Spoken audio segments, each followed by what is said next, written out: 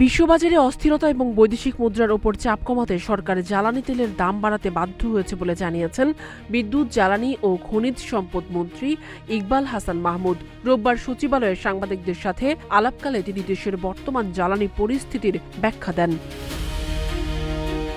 জ্বালানি ও খনিজ সম্পদ মন্ত্রী বলেন, সারা বিশ্ব তেলের দাম সমন্বয় করেছে, এমনকি আমেরিকাও $5 বাড়িয়ে দিয়েছে। সেখানে এই যুদ্ধ লাগার পর থেকে বাংলাদেশে আমদানি করে যে স্টক তৈরি করা হয়েছে তার যে দাম পড়েছে সেই দামের চেয়ে নিচেই এখন প্রাইস অ্যাডজাস্টমেন্ট করা হয়েছে।